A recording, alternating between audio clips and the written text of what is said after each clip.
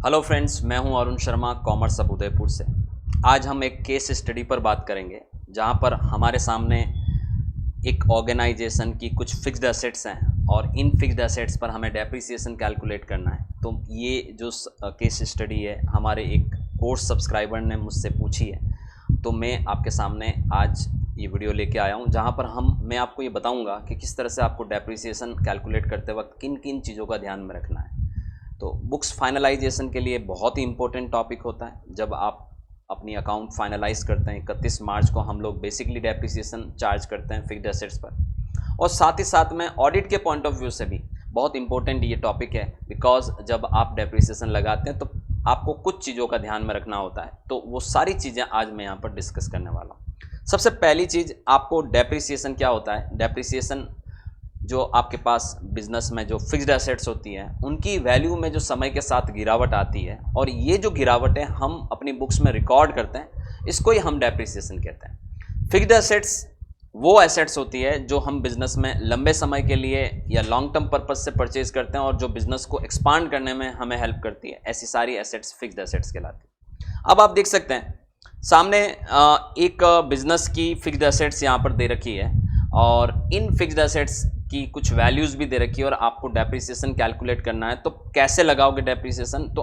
आप हमेशा ध्यान दीजिएगा, इनकम टैक्स डिपार्टमेंट हमेशा डेप्रिसिएशन आपको लगाने के लिए जो किन किन एसेट पर कितना डेप्रिसिएशन लगेगा उसका पूरा रेट चार्ट है, और ये आपको गूगल पर इजीली मिल जाएगा।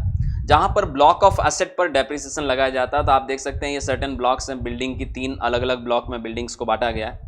फर्नीचर, प्लांट एंड मशीनरी, उसके अलावा मोटर व्हीकल्स, उसके अलावा जो टैक्सी पर्पज से जो मोटर व्हीकल्स रन करते हैं वो, computer and peripherals, computer softwares, और प्लांट एंड मशीनरीज में भी बहुत सारे यहाँ पर अलग अलग ब्लॉक है, और इंटेंजिबल एसेट्स। तो ये 13 ब्लॉक्स हैं जिन पर डेप्रिसिएशन की अलग अलग रेट्स हैं। तो आज की इस क्लास में मैं आपको बताने वाला हूँ कि जो आप यहाँ पर एसेट्स आपको नज़र आ रही है कौन कौन सी कैटेगरी में ये एसेट जाएगी।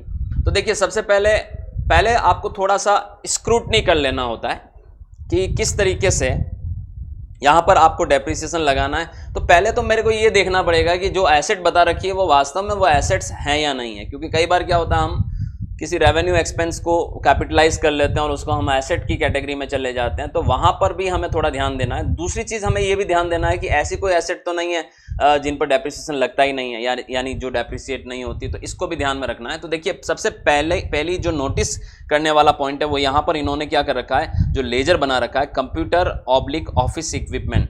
अब आपको ये समझना पड़ेगा कि कंप्यूटर एक अलग चीज़ होती है और ऑफिस इक्विपमेंट अलग चीज़ होती है। ऑफिस इक्विपमेंट इन्होंने वापस से एक अलग से नीचे लेजर बना रखा है और उसका वैल्यू अलग से डाल रखा है। तो ये एक टेक्निकल एरर है और ये ऑडिट में ऑब्वियस सी बात है, जो ऑडिटर है वो इसे इजीली पकड़ लेगा। तो आप याद रखिएगा, आपने इसका जो नाम दिया हुआ है कंप्यूटर ऑब्लिक ऑफिस इक्विपमेंट, तो इसको आप हटा दीजिए। ये कंप्यूटर एंड पेरिफेरल का अलग लेजर बना लीजिए और ये आप यहाँ पर, तो ये जो बनाया हुआ लेजर इसको मॉडिफाई करने की जरूरत है। ऑफिस इक्विपमेंट को आपने सेपरेटली लेजर बना रखा, उसमें आपको मेंशन करना होता है। एक और चीज बताता हूँ, डेप्रिसिएशन के रेट है दोनों पे अलग अलग लगती है। कंप्यूटर एंड पेरिफेरल पे 40% रेट ऑफ डेप्रिसिएशन है, जबकि ऑफिस इक्विपमेंट पे आप मशीनरी, प्लांट एंड मशीनरी की रेट डेप्रिसिएशन एप्लीकेबल करेंगे। तो इस वजह से ये जो लेजर बनाया हुआ है, इसको आपने जो नाम दिया हुआ वो नाम गलत है, आपको उसको रेक्टिफाई करने की जरूरत है। मोटर व्हीकल ओके, लेकिन मोटर व्हीकल में भी ध्यान देना, मोटर व्हीकल पर भी रेट ऑफ डेप्रिसिएशन अलग अलग होता है। अगर नॉर्मल जैसे आप कार, बाइक्स, मोटरसाइकिल, साइकिल, इनकी बात करें तो उस पर 15% डेप्रिसिएशन लगता है।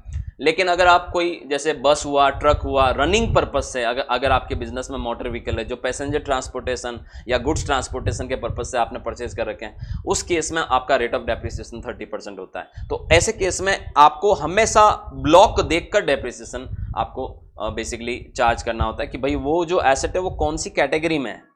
समझ रहे हैं?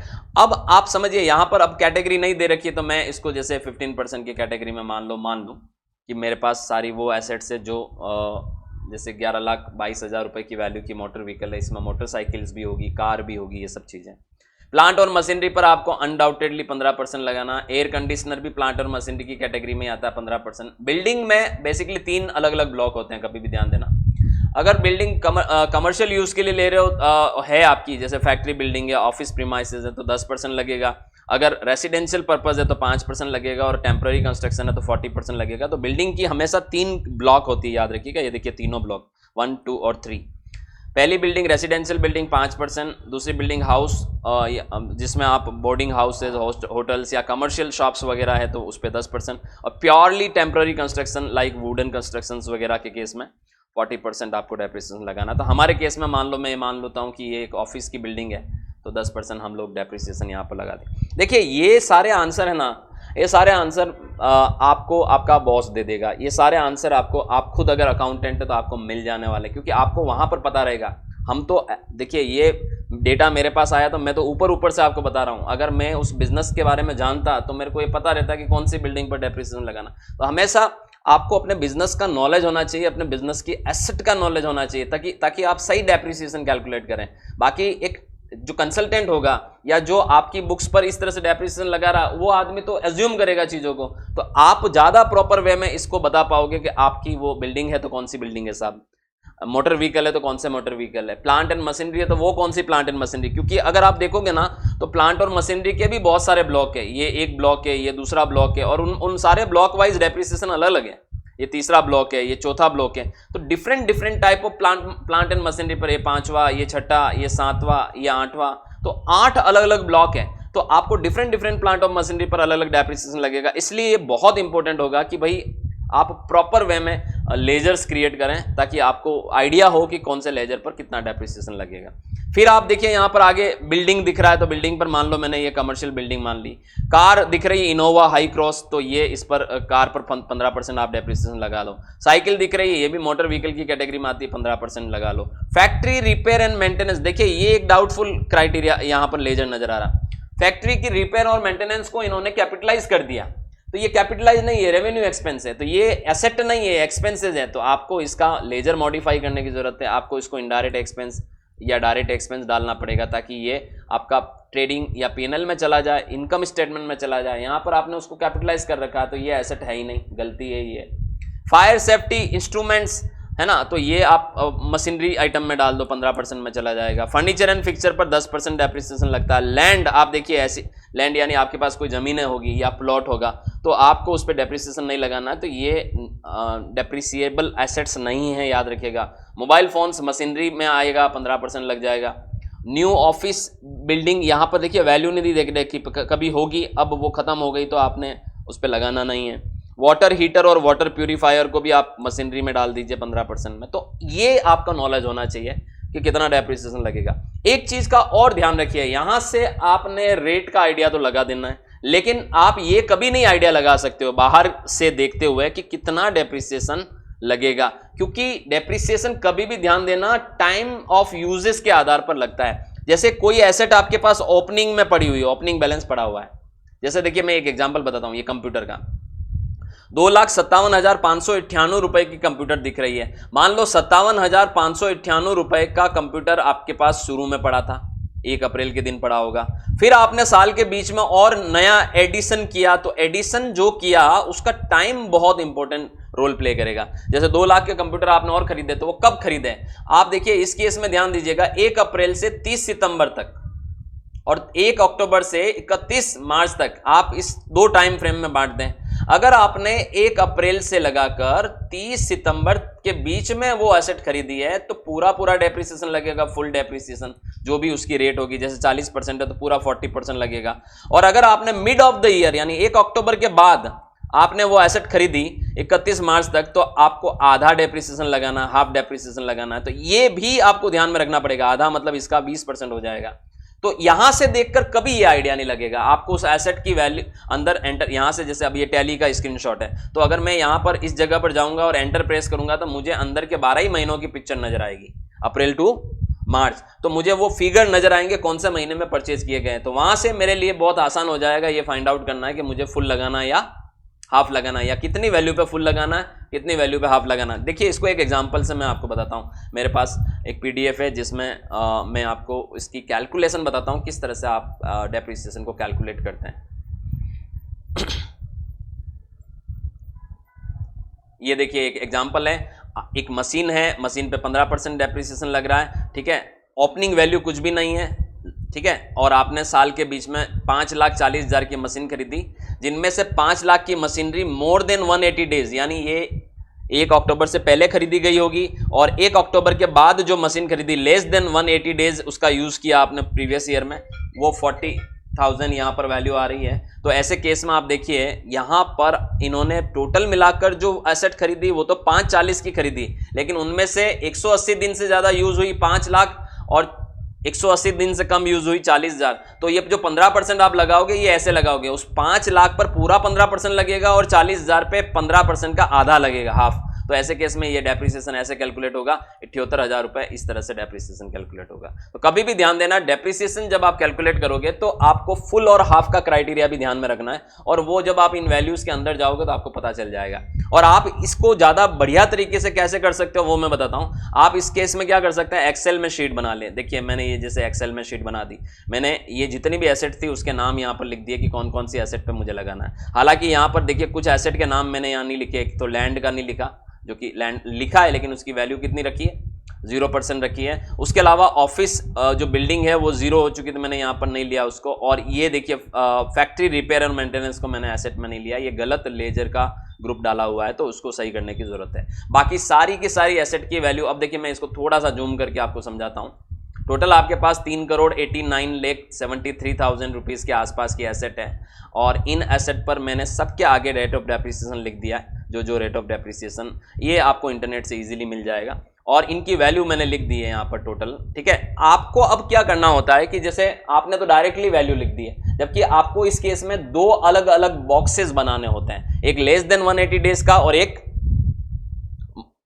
मोर देन 180 डेज यूज का। ठीक है, और जो आप वहां टैली से फिगर उठा के यहां पर आप आराम से डाल सकते हो कि कितना फिगर आपका जैसे अप्रैल से लगाकर सितंबर तक का फिगर आप मोर देन 180 डेज में डाल देते हैं। मान लो मैं ये मेरे पास ये पूरा का पूरा मोर देन 180 डेज का वैल्यू ही है। बाकी आप इस तरह से बना सकते हैं, जैसे ये देखिए लेस देन 180 डेज और मोर देन 180 डेज, और आप वो वैल्यू वहां से टैली से अंदर घुस के आप देखकर वो वैल्यू यहां डालते हैं। लेस देन 180 डेज मतलब अक्टूबर के बाद खरीदी गई एसेट की वैल्यू यहां डालनी है, और अक्टूबर से पहले और ओपनिंग एसेट की वैल्यू आपको यहां डालनी है। और फिर जो आप मल्टीप्लिकेशन करते हैं डेप्रिसिएशन निकालने के लिए, तो उस केस में आप जो लेस देन 180 डेज वाली वैल्यू है उस केस में आप डायरेक्ट जो रेट है उसको मल्टीप्लाई करते हो उसकी वैल्यू से, इस वैल्यू से, और डिवाइड बाई 2 कर देते हो, तो आधा डेप्रिसिएशन हो जाता। और इस केस में आप पूरा डेप्रिसिएशन कैलकुलेट करते हैं। तो ये थोड़ा सा आपको मॉडिफाई करना पड़ेगा स्ट्रक्चर,